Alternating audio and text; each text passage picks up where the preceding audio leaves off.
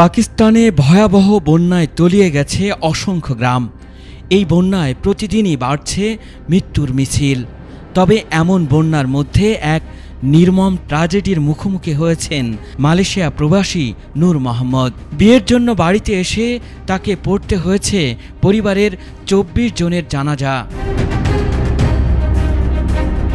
বিয়ের ২ দিন যখন বাকি, ঠিক তখন ফোনে নিজের মায়ের সঙ্গে দীর্ঘ সময় কথা বলেছিলেন মালয়েশিয়া প্রবাসী নূর মোহাম্মদ। কিন্তু এর কয়েক ঘন্টা পরেই আকস্মিক বন্যা ভাসিয়ে নিয়ে যায় তার ঘরবাড়ি। মুহূর্তের মধ্যে সব আনন্দ যেন রূপ নেয় বিষাদে।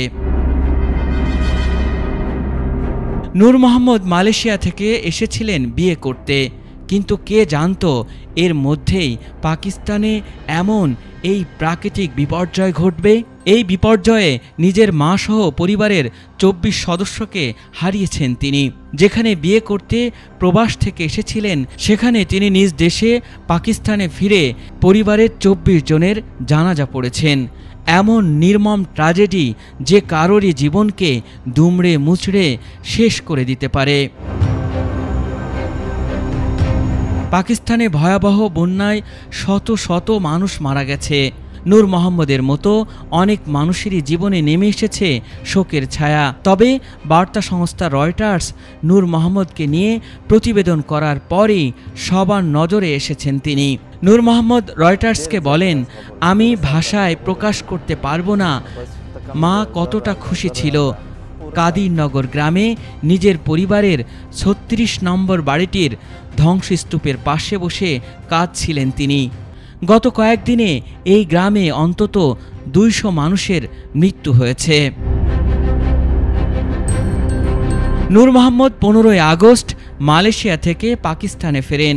সেখানে তিনি শ্রমিকের কাজ করতেন। ওই দিনই ইসলামাবাদ বিমানবন্দর থেকে বাড়িতে আসার কথা ছিল তার। তখন বাড়িতে তার বিয়ের পুরো প্রস্তুতি চলছিল, কিন্তু বিয়ের বদলে পরিবারের ২৪ জনের জানাজায় উপস্থিত হতে হয়েছে তাকে। মা, বোন, ভাই, চাচা, দাদা তার বাড়িতে থাকার পাশাপাশি বিয়ে উপলক্ষে অন্য আত্মীয়রাও এসেছিলেন। তারাও ভয়াবহ এ বন্যায় প্রাণ হারিয়েছেন। তবে বিমানবন্দর থেকে আনতে যাওয়ায় তার বাবা ও আর এক ভাই বেঁচে গেছেন এ যাত্রায়। শুধু নূর মোহাম্মদ নয়, পাকিস্তানের পাহাড়ি অঞ্চলগুলোতে অস্বাভাবিক বৃষ্টিপাত ও মেঘ বিস্ফোরণের কারণে ভয়াবহ আকস্মিক বন্যার যে সৃষ্টি হয়েছে, এই ভয়াবহ বন্যায় মৃত্যু হয়েছে শত শত মানুষের। আল ইমরান, ATN বাংলা, ঢাকা।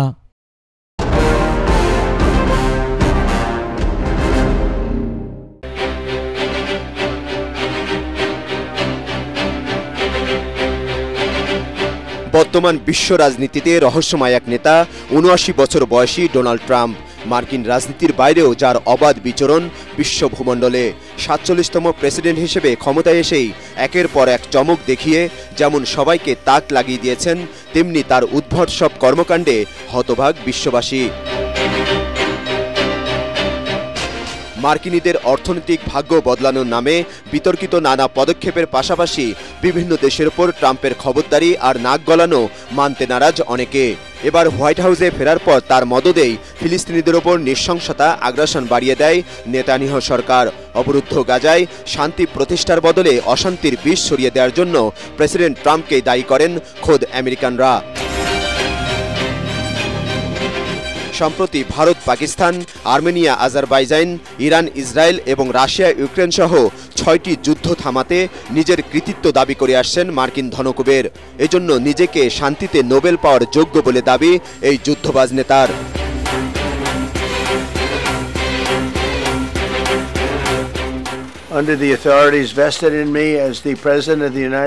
ওবামা কিছু না করেই প্রেসিডেন্ট হওয়ার ৮ মাসের মধ্যেই নোবেল পেয়েছেন, কিন্তু আমি ক্ষমতায় এসে ভারত, পাকিস্তান সহ বিশ্বের ৬টি যুদ্ধ বন্ধ করেছি। তাই নোবেল শান্তি পুরস্কারের নমিনেশন আমিই যোগ্য।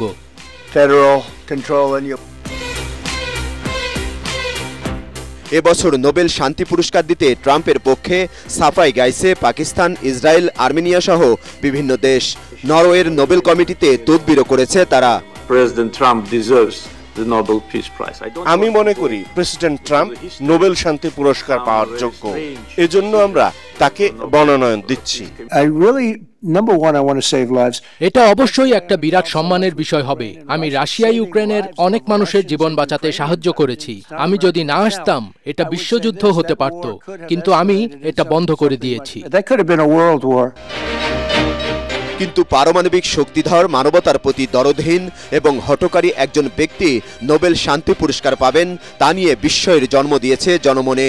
ক্ষমতায় আসার পর থেকেই ফিলিস্তিন, ইয়েমেন সহ মধ্যপ্রাচ্য জুড়ে অস্থিরতার জন্য ট্রাম্পকে দায়ী করে আসছে বিশ্ব। সবশেষ বিভিন্ন দেশের ওপর উচ্চহারে শুল্ক আরোপ করে বাণিজ্য যুদ্ধ বাঁধিয়েছেন ম্যানহাটনের এই আবাসন ব্যবসায়ী। এতে টালমাটাল বিশ্ব বাণিজ্য। অনেকের দাবি, শান্তির বিপরীতে অশান্তির বিষ ছড়িয়ে দিয়েছেন 6 ফুট 3 ইঞ্চির সুঠাম দেহের এই শ্বেতাঙ্গ নেতা। ট্রাম্প শুধু একজন বিতর্কিত রাজনীতিবিদ নন, যার শাসনামলে যুক্তরাষ্ট্র মধ্যপ্রাচ্যে আগুনে ঘি ঢেলেছে। সংঘাত উস্কে দেয়া একজন নেতা কখনোই নোবেল শান্তির জন্য মনোনীত হতে পারেন না। তবে 4 স্ত্রী ও 5 সন্তানের জনক ট্রাম্পের নোবেল পুরস্কার পাওয়ার আকাঙ্ক্ষা এবং তার দাবি নিয়ে বিশ্বব্যাপী চলছে তুমুল বিতর্ক। তাই সবার নজর এখন নোবেল কমিটির সিদ্ধান্ত এবং ট্রাম্পের পরবর্তী পদক্ষেপের দিকে। শরীফুল ইসলাম, এটিএন বাংলা।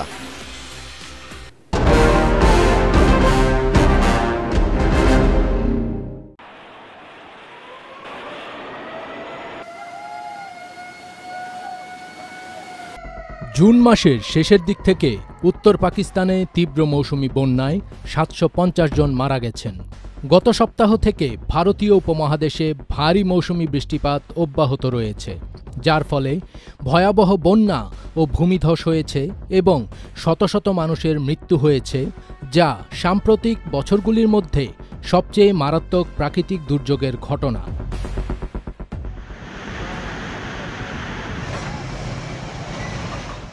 গত শুক্রবার উত্তর পাকিস্তান এবং ভারতের পাহাড়ি অঞ্চলে মেঘ ভাঙনের ফলে 300 জনেরও বেশি লোক মারা গেছে, যেখানে প্রতি ঘন্টায় 100 মিলিমিটার বৃষ্টিপাত হয়। পাকিস্তানের খাইবার পাখতুনখোয়া প্রদেশের বুনের জেলায় মাত্র 1 ঘন্টায় 150 মিলিমিটার বৃষ্টিপাত রেকর্ড করা হয়েছে। এই বৃষ্টিপাতের ফলে ধ্বংসাত্মক আকস্মিক বন্যা দেখা দিয়েছে, যা উপত্যকা এবং গ্রামগুলিকে ধ্বংসাবশেষে পরিণত করেছে। মে মাসের শেষের দিকে বর্ষা শুরু হওয়ার পর থেকে পাকিস্তানের জাতীয় দুর্যোগ ব্যবস্থাপনা কর্তৃপক্ষের তথ্য অনুযায়ী প্রায় 750 জন মারা গেছেন। পাহাড়ি বুনের জেলার একটি গ্রাম বিষ্ণই সাম্প্রতিক প্রবল বৃষ্টিপাতের ফলে সবচেয়ে বেশি ক্ষতিগ্রস্ত হয়েছে। 15ই আগস্ট থেকে উত্তর পশ্চিমাঞ্চলে বন্যায় প্রায় 400 জনের বেশি লোক মারা গেছেন, যার মধ্যে বিষ্ণই গ্রামে মারা গেছে 200 জনেরও বেশি মানুষ। 15ই আগস্ট শুক্রবার সকালে প্রবল বৃষ্টিপাত হয়েছিল এবং গ্রামবাসীরা যখন ভোরে ঘুম থেকে উঠে কাজে বেরিয়ে যায়, তখন তারা বুঝতেই পারেনি যে পরিস্থিতি কত দ্রুত পরিবর্তিত হতে পারে।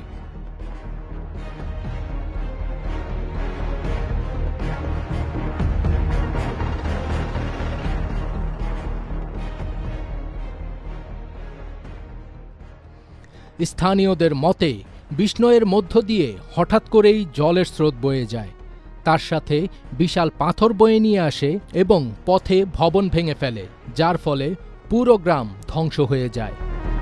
পাকিস্তানের জাতীয় দুর্যোগ ব্যবস্থাপনা কর্তৃপক্ষ আগামী সপ্তাহগুলিতেও আরও 3টি তীব্র মৌসুমি বৃষ্টিপাতের সতর্কতা জারি করেছে, যেখানে গড়ের চেয়ে 50% বেশি বৃষ্টিপাতের পূর্বাভাস দেওয়া হয়েছে।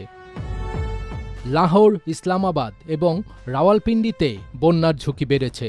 করাচি এবং হায়দ্রাবাদ সহ দক্ষিণাঞ্চলীয় জেলাগুলিতে বন্যার সতর্কতা জারি করা হয়েছে। এই বছরের সবচেয়ে ভয়াবহ বর্ষা এবং মেঘভাঙনের ফলে সৃষ্ট আকস্মিক বন্যা, যা পাহাড়ি উত্তর পশ্চিমে শুরু হয়েছিল, তা দেশটির অন্যান্য অংশেও ছড়িয়ে পড়েছে।